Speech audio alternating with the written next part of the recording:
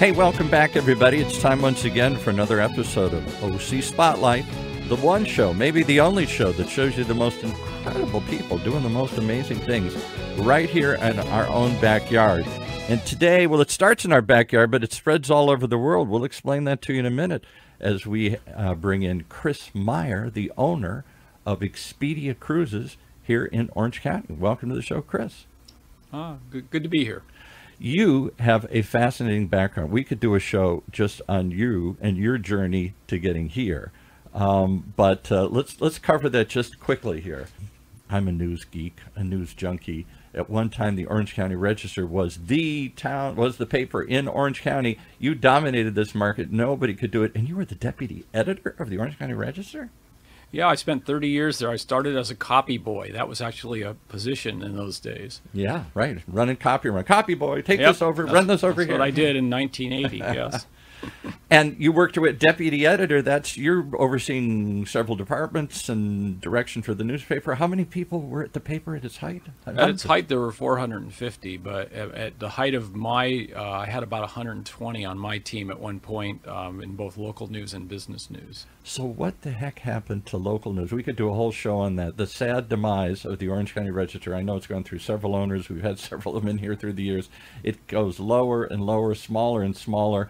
I haven't read the paper in years. When I looked at it, it was a fraction, it was a skeleton of what it once had been, a great, powerful national voice that certainly dominated the local news here in Orange County, and now it's, I don't know, it's a glorified something. It's not much of a paper left anymore. Yeah, well, some people would say that a succession of owners made some colossal mistakes. Yeah. And maybe that was a contributing factor, but really it's what's happened to the Register has happened across the country. It has. Newspaper, and I don't know, we try and fill a small void for that for business conversations here at OC Talk Radio. I know everybody's on their smartphone, so it's easier to watch and listen than it is to read these days here. But I really bemoan the loss of local news. I don't think we're better for it. But you saw the writing on the wall and you said, it's time to get out and leave what you had done. How the heck did you get into the cruise business? Well, you mentioned LinkedIn earlier when we were talking. Yeah. I responded to a LinkedIn ad on my profile. Which I've done once in my life, and that was the only time. Yeah, exactly. I was intrigued. It said that Expedia, the biggest online travel company in the world, was expanding with brick and mortar travel agencies, and it just intrigued me. Yeah. And I called up, talked to somebody. I flew up to Vancouver, British Columbia, talked to the head honchos, and we decided to join. So let's tell that story, because I've never heard this story before. I think of Expedia as the giant killer. They and the others, mostly Expedia, killed the mom and pop travel agencies for the most part, because you could, several things. You talked about how airline fares came down and travel agents weren't making enough commissions off of selling tickets. I used to always go to a travel agent, get my tickets. They knew they could be the best deals and the best flights and all that stuff. And then that went away, and then booking hotels and all that kind of stuff. I would always go through a travel agent. And then these online travel agencies appeared. All that went away, didn't it? I thought they killed all the brick and mortar operations. So, of course, Expedia's ascendancy was similar to where the dot-com bubble, although Right. Expedia exceeded the bubble. So Expedia was founded in 1997. Right at the height of the bubble there. Right as the bubble was building. But when the bubble burst, Expedia didn't burst. It Right. kept growing. It caught lightning in a bottle, for Right. sure. About 10 years later, 2007, they're 10 years old and the biggest travel company in the world after starting from nothing in Up in 1997. Seattle, wherever in they are? Seattle. Well, Right. they were in actually Bellevue, which is a suburb of Seattle. Okay. And they were looking at their analytics, and they saw that they were getting a lion's share of flights and hotel rooms at the Marriott and such, and that was pretty low margin business. And they Right. looked at some of the high margin business like safaris and cruises. And what they noticed was on their website, on Expedia.com, many people were logging in and looking at cruises and not purchasing cruises. Yet the cruise ships were all full. And so they tried to figure out why. They did some market research, did some focus groups, and then took the focus group data and went out with big surveys of people, Right. and they found out that people found cruises were too complex. There were too many choices. It wasn't just whether I'm going to stay at the Hyatt for $200 or the Marriott for $230. It was 50 cabin categories and 14 different packages. An excursion. And, just so many choices. And if it didn't blow up the search engine, it blew up their brains. And so they end up calling somebody. Because if you confuse a customer, you lose a customer, and they stop and leave the cart, you know, without executing the sale here. Right, but somehow they were getting on the cruise ships. They buying it somewhere. So, so the Expedia folks said, well, we really want to get into that business. And one of their leaders there... Because it's booming, and there's good margins in it, and it appeals to an older audience that has more money. It's booming, and it's showing exponential growth. Yeah, you're not selling $100 airfare to Vegas and back. No, and you know, there's opportunity for, you know, low-end sales and luxury sales. So there's a wide variety of what people can purchase. What they learned was there was a little company a couple hours up the road in Vancouver, British Columbia, called Cruise Ship Centers. And Cruise Ship Centers had bricks and mortar locations, but they had a bricks and clicks operation. They had that, both that and a website, not as big or sophisticated as Expedia's, but a serviceable website. This is up in Canada? In Canada. Right. And they had grown them. They'd been around 20 years. They were 10 years older than Expedia, and they had grown to 100 locations across Canada. Wow. And in fact had 25% of market share of all cruises sold in Canada. Wow. And as any business guy can tell you, 25% market share of anything is amazing. Right. In a fragmented world where there's a million ways to do things, right. So there was something going on there. So they went up and met the guys at Cruise Ship Center, and they made the guy who started it as a guy who, when I met him, told me when he was 22 years old and he started one location, he couldn't rub two nickels together. That's why he did it as a franchise. Right. They made that guy a multimillionaire, bought him out, and took over and said, well, if you can get 25% market share in Canada, we'd be happy with 5% market share in the United States. And so over the last 15 years, they've taken to expanding, and we have now a couple hundred locations in the States, 100 or so. And these in are Canada. what, franchise operations? If they find somebody like you to buy the franchise, teach her the business, and then exactly, they're franchise operations. Their theory is that the local guy knows the idiosyncrasies of the local place better than if they just hired a manager at corporate and plopped him down here. Right. So, right. And also, of course, you know, the franchise partners contribute some of the capital as well. So. And you're the deputy editor for the paper that knew this market better than anybody did. The Register the Times tried to come in and knock you guys off and got knocked out. I remember the heyday of the Register, and it was just everybody read it, and you were the pulse of the market. In fact, I always credit, I don't know if you guys realize this, you created this idea of Orange County. There is no other county in America that identifies by the county. When I lived in Detroit, I didn't say I was from Wayne County. I was from Detroit, even though I lived in a suburb, or you don't, whatever. But here, we don't say we're from Yorba Linda or Brea. We say we're from Orange County. I think that really started accidentally or thoughtfully by the Register. Well, that really was something that the ownership of the Register thought about a lot way back.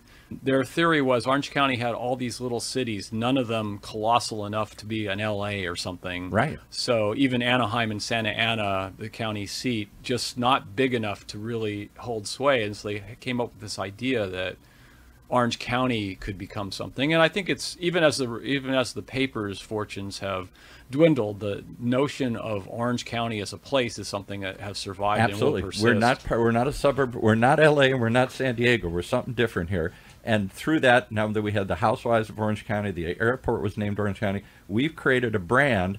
This collection of 34 cities sees itself as a single entity, and has a well. And I'll tell you something. I'm in the travel business, and of course, so I travel a lot. I go around the world to whether it's Prague or Tokyo, or anytime I meet a local person somewhere and I tell them I'm from Orange County, California, everybody knows something about it. Sometimes it's just Disneyland, right. But in other times it's usually an uncle or a cousin or somebody who lives in Orange County. Right. It's like really known around the world. But you don't say I'm from Laguna or I'm from Huntington Beach or whatever. Some of those have some notion, but it really is we've all banded together and created an identify around a county. I can't think of another place in America where we all see ourselves as part of a county and use that name and use that identity. An interesting comparison is in Orlando, Florida, where the other Disneyland is. Disneyland is not even in Orlando. It's in Orange County, Florida, but they think of Disneyland as in Orlando. So Orlando is the behemoth there, not the county they're in. But here it is different. Look at that. All right, so what better person to know the feeling and flavor of the county than the guy who was running the reporters reporting on it for 30 years here and running this network. Well, I didn't run them the whole time. I was one of the reporters at some point. At some point. I moved through different positions. You didn't start off for 30 years as editor, deputy editor? Oh, no. Okay. You said you started off as a copy boy. A copy boy. That's called news assistant now. They came up with a gender-neutral term later. Run this upstairs. Run this upstairs. They need it right now. Take this to somebody. Yeah, that was what it was. All right. So my point is, you clearly knew this county better than most. You had seen it grow. You had been part of the coverage of this county. And so, yeah, you would really understand it. What's the county like for cruising? Is cruising an old folks thing? You got to be 80 to go on a cruise? Oh, that's sort of an old stereotype. They used to say it's for newlyweds and nearly deads, but you know, it's become everybody. I mean, we have these Royal Caribbean cruise ships, including one of them that goes out of LA, that have water slides and miniature golf courts and surf simulators, and they attract families with kids. There are a ton of them with families with kids. Now, some of the older folks don't want to be on the ones with kids. As the chairman of Viking Cruises said, you have to be 18 or older to get on a Viking cruise. He says, I love my grandchildren, but I don't want to travel with your grandchildren. Yeah, right. Mine. That's a good point. I'd love to travel with mine, but I don't know about yours. Yeah. And I think I'm the only guy my age. I'm a man of a certain age here, that aging baby boomer here. I'm the only guy I know that's never been on a cruise. So I'm fascinated by this. You're the sweet spot. Oh, I'm the sweet spot. Because everybody I know goes on cruises and says, what are you missing? You don't have to drive. You get on and the stuff comes to you. And in the meantime, you stuff yourself full of food and you dance and you have a good time, or you sleep, or you lay around. They think it's heaven. And I keep having this image that it's just, a giant leisure world. I don't know why, and I'm probably able to go to Leisure World now, so I don't know.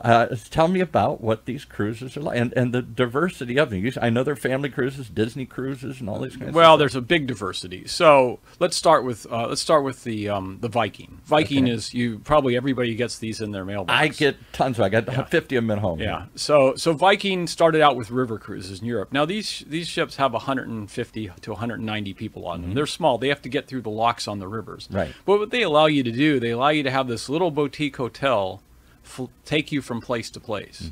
They don't have lavish entertainment like the big cruise ships, and we'll talk about that in a minute, because the entertainment on these is, you're going down the Rhine River, and you're in Cologne one day, and then you're in Amsterdam another day, and you're visiting these places. And maybe somebody tells you about it? And you have a little walking tour in the morning, and then you wander on your own in the afternoon. But your hotel is going with you, so they've made it so you're on vacation the whole time. Yeah. If you've ever gone to Europe like I have in other ways with a rental car or by train, rental cars you're trying to figure out the GPS. Trains, you're working on the train schedule. Which side of this road they're driving on, or get on the right side of the train track to get on your train and everything. You have a lot of logistics. Here, the logistics are gone. You get to the airport, they take you to this little floating hotel, and you go from place to place. It's explained the night before where you're going the next day. Local people come aboard. They explain to you what's unique about their place, like we would explain what's unique about Orange County. Right. And it's a pretty effortless way to do it. And what I like to say is you're on vacation the whole time. You're not worried about the logistics at all. Right. So that's the one end of the spectrum, and that's one that's appealed to me. I got a million brochures. It is hugely popular. It's a fantastic thing to do. My wife and I have taken 2 big groups on river cruises. We do this on a regular basis. They're super fantastic. You may have another sale after this one. All right. Well, that wouldn't be bad. And then at the other end of the spectrum are the behemoths. Yeah. So this is Royal Caribbean. They have a new ship coming out, the Icon of the Seas. It would accommodate 6,000 passengers. It has surf simulators, ice skating rink, 18-hole miniature golf course, water slides, rock climbing walls. It has the Broadway show Hairspray. And the actors and singers are like they were on Broadway. In fact, most of them they hire, they're former Broadway actors. They have their own studio in Miami where they set up these stage shows. So when you're on that, it's like you're on the Vegas Strip and it's floating It's from one floating with Caribbean island to the next. Yeah. So your kids can have super fun on the surf simulators. Big kids like me can too, because I grew up surfing here in Orange County. The surf simulators are harder than real waves, by the way. Okay. Because the water's coming against you instead of you trying to go with it. But anyway, it's a similar kind of feel. So that's the other end of the spectrum. And in between, there are a lot of different permutations. But even and though some are for older, some are for younger, right. some are well, for... so for instance, there's one, we talked about one cruise line that really spins old on the demographic. Another one that's more like young couples, 40s and 50s are their sweet spot. Right. There's one that very much appeals to the gay audience. There's different genres of this, but there's some that are just for everybody. But so there's a whole range of them. They're all cruises. But to try to say that a Royal Caribbean cruise on that behemoth ship is similar to a Viking cruise on that little riverboat, or Holland, which is an older crowd, or Celebrity, which is a younger... They're really a lot different. They're both floating, right, but the experience is very unique. Both of them are fun. I'm going to go on the christening cruise of this giant one that I talked to you about, the Icon of the Seas in January. My wife and I were invited because we're big producers for them. You're a diamond. Yeah. That means that suggests to me you're one of the couple hundred franchisees. You got to be in the top tier here. We're in the top. We're about top 5%. Yeah, wow. of the franchises, and we've been around 12 years. But so we get to go on that, and that's super fun. But we also love the little ships, and I backpack too. I like to travel in many different ways. Cruises are certainly one good way to do it. We took a group of friends of friends of ours to Israel and Jordan in 2019. Wow. Okay. And I'm still in touch with our tour guide in both Israel and Jordan. Our tour guide in Israel, who lived in a kibbutz, and now he's not being a tour guide. He's now organizing temporary schools so they evacuate kids out of near the Gaza border and near the Lebanon border. So one of the things you find out in travel, there's a lot of joy in it, but there's also, you learn about the world, right? Yeah. And then, of course, our tour guide in Jordan, Sam, as he introduced himself to us, but his real name was Osama, and he said, my parents named me Osama before that famous Osama, and so I usually go by Sam now. But what's interesting is you learn some things. So the guy, our Israeli guy, because he's Jewish Israeli, can never see Petra in Jordan, because even though we transitioned into Jordan as a bunch of Americans, right, as a Jewish Israeli, he's not allowed to go into Jordan. Wow. Our Sam, our Jordanian guide, is not allowed to go into. This is like going from LA County to Orange County, by the way. These are small places. Right. Our Jordanian guide, because he's in his 30s, he said he's not allowed to go to Israel. He said, when I get about 65, they would let me in. Right now, they think I'm a terrorism risk, even though I'm an archaeologist. But when I'm 65, they figure I'm old and crusty, and it won't, I won't be a risk, so they'll let me in. He said they let my dad in, but not me. But isn't this why my generation, your generation, the generation that goes on these things, wants to experience it? I don't want to just sit on a bus and they point out the Eiffel Tower and they drive by and then I check off 14 things off the list. I don't want to travel like that. I want it to do it easy. I don't necessarily want to go through all the hassle of moving in and unpacking and all the stuff, a million things. But I want to feel some local flavor. I want to talk to some real people. I want to get up and walk around too. And I guess that was my fear of cruises, that it was too much like the bus tours and not enough of experiencing the world. But you're saying they've really changed. Well, what I want to say is people make of it what they want to. Right. There are definitely some people who want to check off driving by the Eiffel Tower, and that's available. Right. But the people we travel with, most of our customers want to experience. We want to hike through Petra and get up on the camel. Yeah. We want to go to a mosque and hear the call to prayer at 4 in the morning when we're in Jordan. There you go. We want to float in the Dead Sea. We want to the saltiest sea around. So we want to go into Palestine, into Bethlehem, and be right there where the Nativity was. We want to go to Jericho, the oldest city on the world, in the Palestinian territories as well as going to Israel. So the part of the great... And you want to talk to people. Yeah. You want to have some interaction with people. You want to feel like you not just got the flavor of, but you met the people and you experienced something. Oh, and by the way, I was telling you earlier that everywhere I go, somebody knows something about Orange County when you say you're from here. So we're in Jericho. So we go to the oldest city in the world. they say, which is in the Palestinian territories in what we think of as the West Bank. Israelis would call it Judea. Palestinians would call it Palestine. But anyway, it's a Palestinian-run part of Israel. And so we go into this little town, and it's pretty fascinating because you pass this sign that says, "Beware, Israelis should not go in here. Your life could be in danger." But we go by anyway, as well as our Israeli guide. And we go to see a little overlook, which is believed to be where the temptation of Jesus happened. Oh. Okay.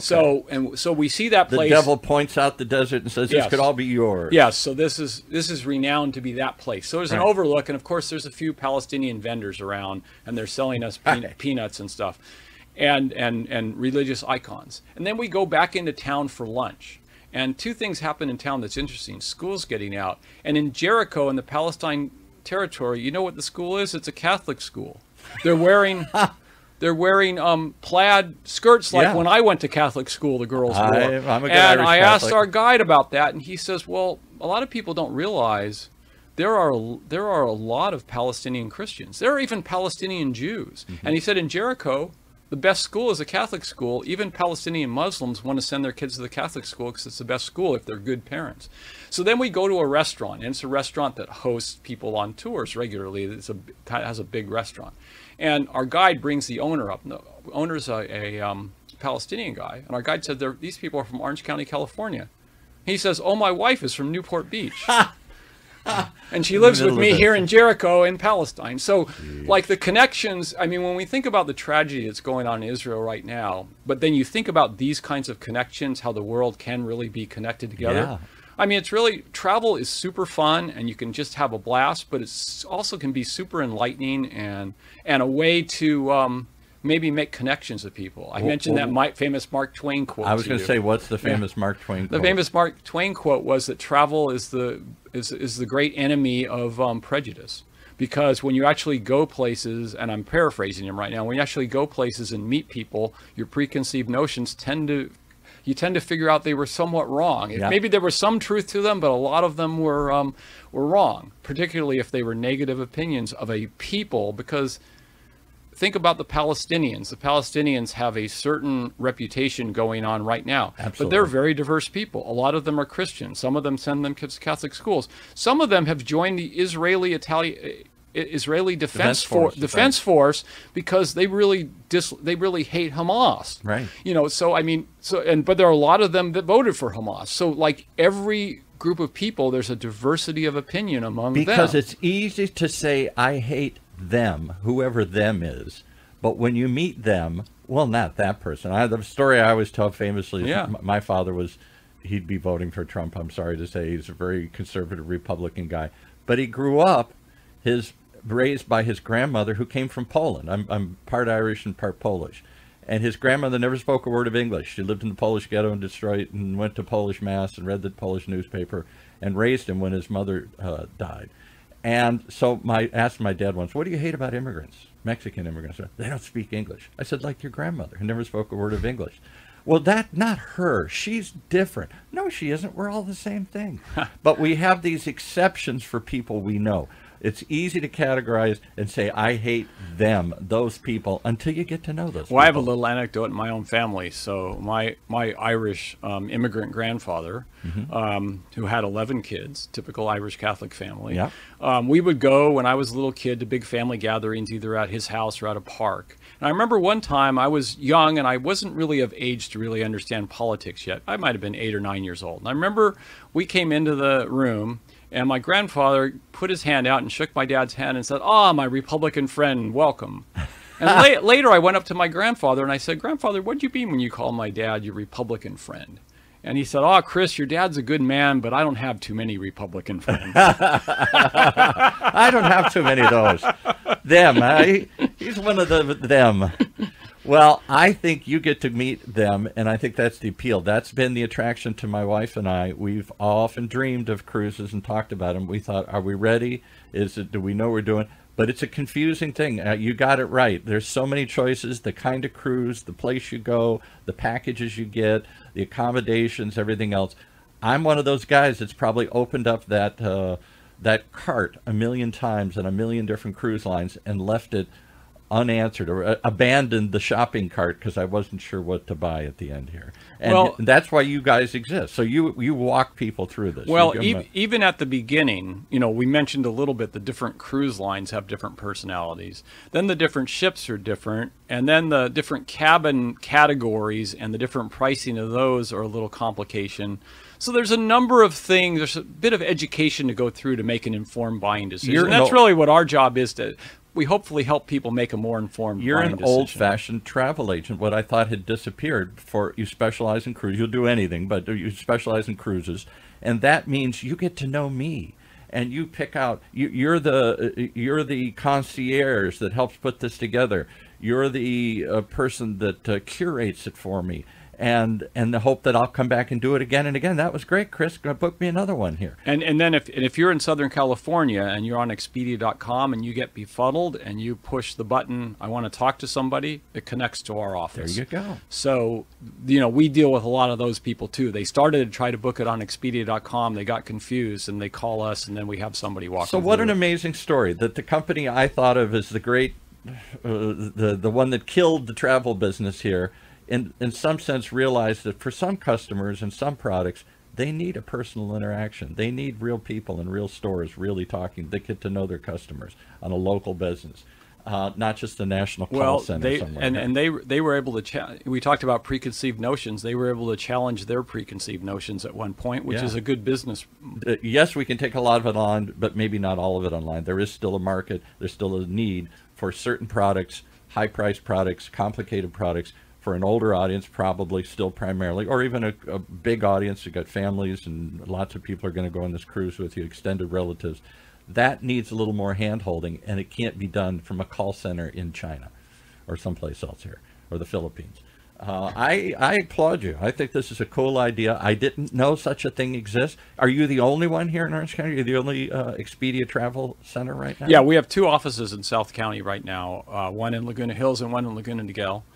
I think Expedia would like to have more. They just need to find some entrepreneurs like me who would want to open one. There you go. Well, maybe, that this is an entrepreneurial channel. We reach lots of entrepreneurs. You're looking for that second act career like Chris did. Maybe this is it. Well, and also if you don't want to invest the capital, we do have opportunities for people who want to learn to be a good Expedia travel agent. There you go. And it can be a part-time gig, and you can do it on the side. A lot of stay-at-home moms who want to get back into the workforce, try that. Or retire. My wife's recently retired. She's going crazy trying to figure out what to do. We do have some retired people who we call it rewirement. They do something. It gives them something else to do and gives them some travel opportunities along the way. She keeps saying, I wish I had something I could do that made a little money and made an impact. She was a branch manager for 20 years for U.S. Bank.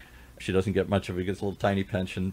Lucky to get that. And she just feels so out of it. I don't want to garden. I don't want to go to the girls' club. I want to do something. I want to help people, and I'd like to make a little money at doing it too. Well, it's nice. I mean, it's really good to help people. It's good to have somebody come back from their honeymoon and tell you what a great time they had. Sometimes people bring flowers or candy into their travel agent after they get back just to say thanks for putting that together for me. So there you go. That's always a good feeling. All right, so maybe we'll recruit some people. Maybe we'll find some future franchisees, or maybe we'll find a resource now for people like me who thought about it, dreamed about it, and never pulled the trigger. We now have somebody do us. Give us the website. Give us the locations. How do we get in touch with you here? We're in Laguna Hills. The website, just go to ocglobetrotter.com. But even better, just give us a call. 949-201-4246. All right, one more time. 949-201-4246. And will somebody actually answer this here in Orange County and not being shuttled overseas somewhere? That drives me crazy. There's no overseas. Expedia had offshore call centers, and it was a failure, so they brought everything back to the States. I hate it because they don't understand me. They speak in English, but not the same English I speak, and it's just robotized, and they might as well be artificial intelligence here. I might as well be talking to a robot here. Well, here's the proof in the pudding. Since they brought that back on shore, sales are up. There you go. It's doing better than it was when they were offshore. Well, there's a takeaway. Maybe it was lower cost offshore, but it's more revenue now. Yeah, because we want to talk to people who are like us, that we know, that feel like they know us, and that's what you offer here, a local option here too. I think it's a cool story. I encourage people to find it. It's called, make sure I get it right, these are Expedia Cruises of Orange County. Expedia Cruises, yeah. Expedia Cruises of Orange County. Chris Meyer, thank you for coming in and sharing this story. What a cool thing. And I hope you'll come back and tell us more. Give us some specials or details coming up here. There must be sales or special cool things that are just opening up or something. I'm fascinated this round the world cruise. I don't know when I'd ever do that, but more and more they're talking about you get on a boat and you go for 6 months and you go. Well, there are, there like in every business, there are Black Friday sales and everything. We also have Expedia groups on almost every cruise, and what an Expedia group means is Expedia guarantees the cruise line they'll book a certain number of staterooms, and we get a discount. So we're able to pass that discount on to our customers. There you go. We're always looking for a deal. All right, thanks. And we know the guy who can give us the deal and give us the inside scoop, the inside passage to the inside passageways up in Alaska and elsewhere here. Thanks for coming on. Okay, you're welcome. Nice to be here.